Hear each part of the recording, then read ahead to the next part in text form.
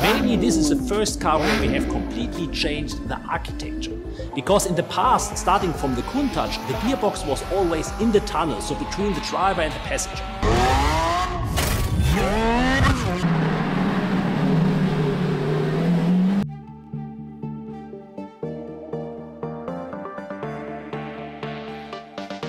Lamborghini may never make cars the same way again after the release of this 2024 Lamborghini Revuelto.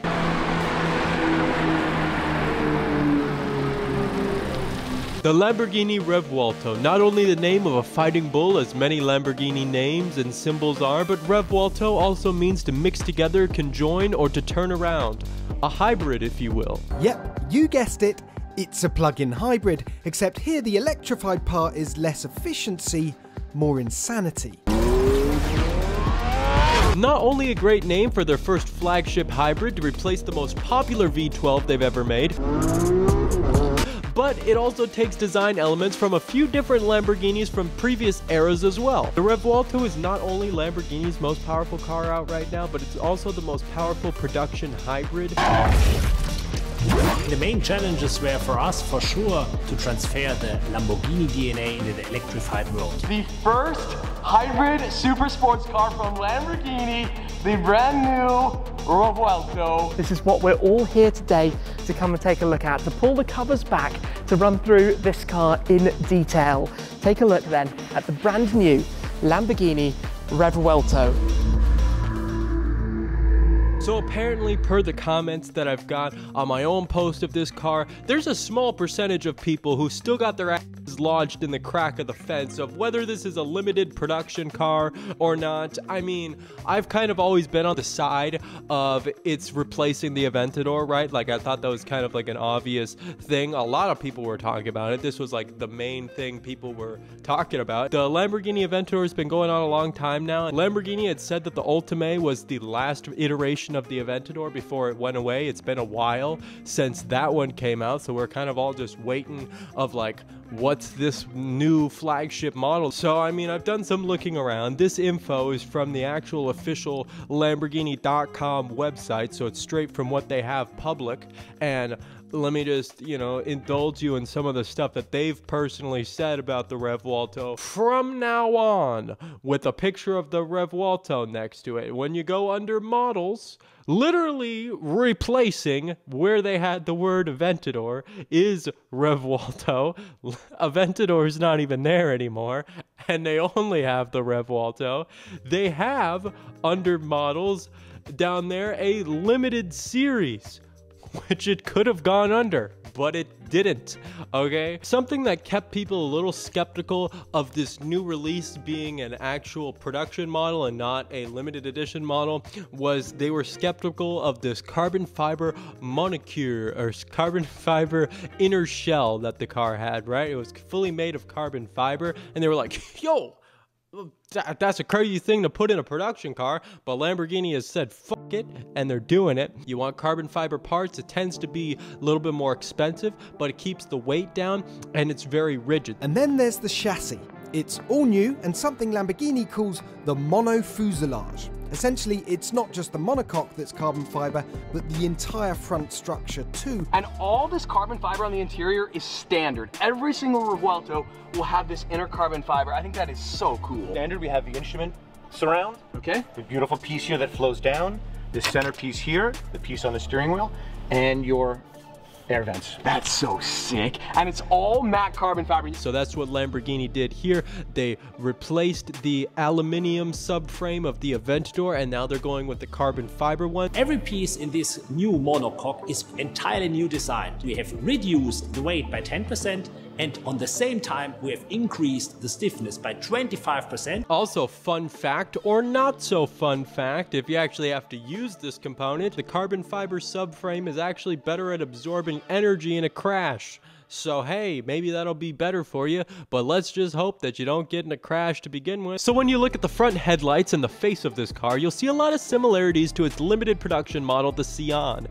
And the Sián was the first Lamborghini to ever feature a hybrid motor altogether, so it's pretty fitting. In the front side of it, and almost in the midsection, the side of the car, it looks very similar to the Sián. Takes quite a bit of inspiration from it, but this new Revuelto comes with quite a bit more base things that are cool, that just come kind of standard in it. It has more power and it's going to cost less, so I mean, that's just a win if you compare that to the Sián and you like that car. So I would be pretty pissed if I bought the Sián when it first came out, man. This is pretty much the Sián, but it's like, it's almost better in a way. But Lamborghini does that quite a bit, like the Revington, and then they came out with the Aventador. Revington's still a dope car, so you know, people like the limited edition ones before the production models. So you know, the Sián will be cool, but man, is this just like a better version of it. Swinging around to the back of the car, if you're a fan of the Centenario, then you'll really like these tail lights that's on the back of it. The Centenario has probably my favorite rear end of any car ever,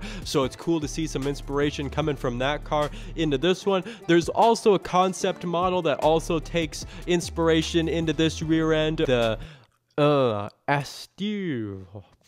I'm gonna pop it up right here, but it's a concept model. It's not even like, you can't even see any of these on the road. So I mean, it's similar, but there's no point of really saying that, because like you're not gonna, you know, like it's not really out there. But the Centenario is the only one that I've been seeing that looks very similar to it, and you can actually see them out on the road. They're actually a real thing that some people own, so it's really cool. If you like some of the rear end parts of the Centenario, like the tail lights and everything, you'll really like this. And if you like the front end and the front headlights of the Sián, then you'll really think that's cool as well. So it's like a combination of a few different limited edition Lamborghinis. So I think that's kind of fun. For the first time, we offer to the customer a huge bandwidth of possibilities to adapt the car to the personal purpose. This car comes equipped with quite a bit of drive modes on this baby. It's got 13 configurable drive modes on here with a separate button just for the EV modes. We have different driving modes, and on top we have different hybrid modes. Overall, we have 13 different combinations. It's regular driving modes of Strada, Sport, and Corsa, right? Corsa's the holy shit. You get all the horsepower of it. You're on the Corsa. You have 3 extra driving modes though in the hybrid motor. So you have hybrid, recharge, and performance for the motors as well. There is an EV mode in this car, which you can go fully on electric power. You can go around 10 miles in fully electric power, making a Lamborghini fully electric. That's pretty crazy. I'm sure that's going to help somebody move and situate their supercars or their hypercar collection in their garages. Sometimes you got to be able to move one from the back to the front, and this would be a great mode to be able to position different cars around, so that's pretty cool. And if you're not cranking it up and really going ham on it, you can actually drive around town, drive around in the city fully on electric power. You don't have to put the gas on at all. Kind of nice. It's just not really what you're wanting to do when you step in that car, but it's an option. For instance, in Cheetah, the car enables really in several conditions purely electric driving, including four-wheel drive. It has quite a bit more space in the interior than the Aventadors do. It has more headroom. It has like slightly more just room in general with like the legs and everything, just slightly more. So behind the seats, there's space for one single golf bag if you want to DJ Khaled it up and do the whole let's go golfing thing every single day. Where do you want to put the golf bag when you get it into your Lamborghini Revuelto and you want to store it behind the seats? You want to put it up the field just like our boy DJ Khaled does when he's smacking those drivers. Right down the middle! Let's go. Nerves are bad already. Do you gotta talk when I'm punching? No, I didn't talk when you. Do you gotta talk when I'm punching? What is this, man? What is this? Show them where it's going, guys. The hole's over here, guys. Look. Look, look. Mike, who won that hole? You won. Who's up? You're one up. He can't take it. He can't take it. He can't take it. I love it. Also, the front space easily accommodates 2 carry-on luggage bags. So there's that. There's no trunk in the back, so it's just in the front. Behind the seats, there's actually a decent amount of space for chucking a few squishy bags in there. There's a shelf for putting all your stuff on. So a lot's been happening to the engine of this car in this new model. It's a hybrid, which is a pretty big change. And they also flipped it 180 degrees around, which freed up a little bit more space and pushed it closer towards the center of the car. So they have it even closer to the driver, very much closer to the center of gravity in the entirety of the car itself. Mainly, this is the first car where we have completely changed the architecture. Because in the past, starting from the Countach, the gearbox was always in the tunnel, so between the driver and the passenger.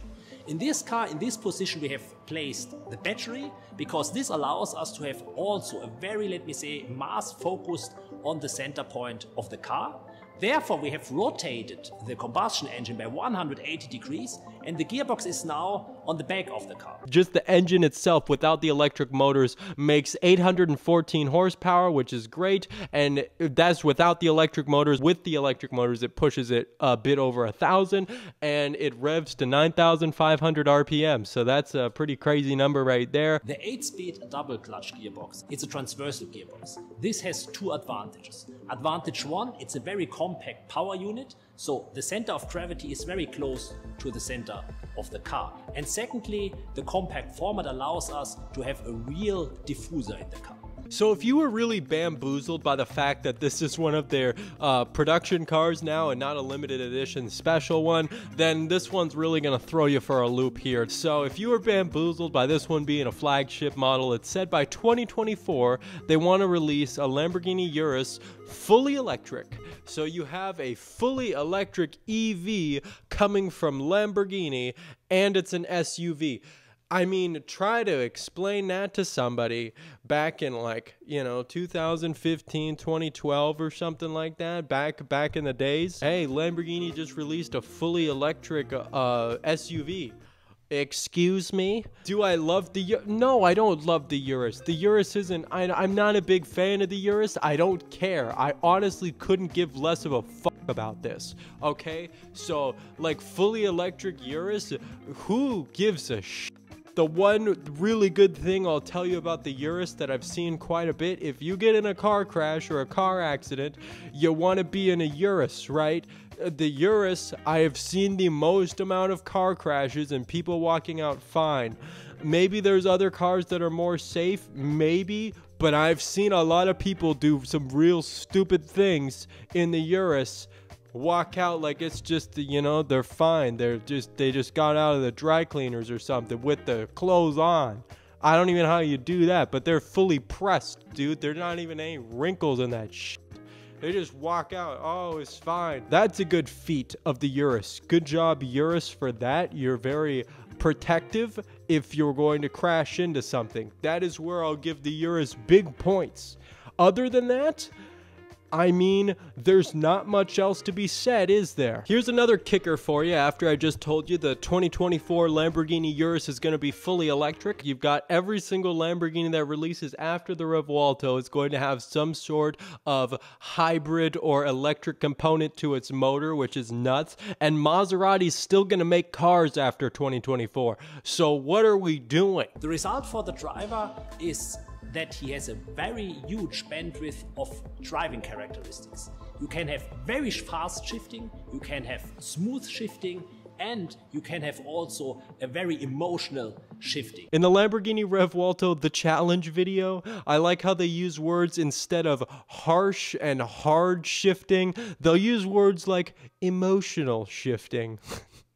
I think that's pretty good. Now, even though this one takes quite a bit of design cues from limited production models like the Centenario and the Sion, hopefully the price point doesn't reflect that in this car, because this is a more base price model, and this is a more production car rather than a limited series one. I've seen the price points for this car fluctuate all over the place. I've seen some people say it's like $250,000. That seems way too low. I've seen some people say it's $850,000. That seems a bit high. So I'm meeting it a little bit in the middle, saying it's going to be around $600,000. I've seen some people say that it's going to be around $600,000, so I'm going to guess it's somewhere around there, but we really don't have any like concrete numbers for this yet, or any people being like, all right, this is exactly how much this car is going to cost. So I'm going to say we're going to meet at the nice little sweet middle and say it's around $600,000. A car that people are already familiar with that's been out for a little while is the Ferrari SF90. I think that's a great car to compare to the Lamborghini Revuelto because they're very similar in a lot of different ways, and I think it's pretty cool comparable. They're released at vaguely the same time for their respective companies in the grand scheme of things. They've really led the way as far as full production models, which are hybrids in the supercar space from arguably two of the biggest supercar brands in the world. They're both the most powerful production car that their respective companies have produced up until this point. Their electric motors are situated at almost the exact same places, with one in the rear and two in the front, controlling the front two wheels. The Lamborghini one is a little bit different, with its electric motor being attached to a new gearbox that they've just created. And their 0 to 60 times and top speeds are nearly identical. The 0 to 60 times are almost 2.5 seconds, like almost exactly for both of the cars, and the Lamborghini top speed is 116 to 117 miles an hour, and the Ferrari SF90 top speed is 211. So very similar cars as far as performance, what they're doing for their company and their brand, and how things are kind of situated within the car as well. There's just a lot of similarities there, so it's hard not to compare those two cars when you're talking about them. It's a little bit more horsepower than the Ferrari SF90, which I'm sure you're really gonna feel the difference between 1,000 horsepower and 980 horsepower or whatever it is when you're going on a 60-mile-an-hour speed limit, dude, to pick up your kids and get a Starbucks or whatever the hell it is, right? So like, I'm sure you're really gonna feel the difference of that extra 50 horsepower. There's not very many people who open these cars up to the full extent anyways. If you get a SF90 or you get a Revuelto, you're gonna be like, damn, I really feel that extra 15 horsepower in this bitch. I mean, you just buy what you like, right? Buy what you like. But then also to say that you're going to feel the difference between 50 horsepower when you already have over 1,000, most people aren't going to realize it. The Revuelto is the most configurable and customizable Lamborghini that you can buy, which means it at least has a third of what the Porsche options are. I have no clue why they have so many options for those goddamn specs on those cars. It's crazy. Oh, would you like carbon fiber, a little racing stripe on your mirror? That's great. How about you just wire that one to my hospital so they can send you my kidney? There's a lot of cool different ways that you can spec the Revuelto as well. This is the most configurable Lamborghini that they've ever made. The most options, the most colors, everything. They've put it all into this car. You can do it right online on their website, which is pretty cool. I'm not sure if I'll include the part that I've recorded for this in the past of specking out some stuff for it and showing you guys different options of it. If I don't include that, you guys can go check that out yourself. It's pretty cool, and you can see the different options and different stuff that you can get in that car, which is pretty fun. Now, if the Revuelto is anything to judge off of, electric or hybrid Lamborghinis can still be a great thing, right? The Revuelto is a pretty great car. It looks badass just like all the other Lamborghinis. It still sounds good. I don't know how the hell the Urus is going to sound. I don't think much is going to be lost here. If you love the just pure gas stuff, you know, you always can go by and trade the older stuff, which has already been happening forever, right? So it's already, you could already buy older stuff, and people like the older stuff nowadays, even without hybrids.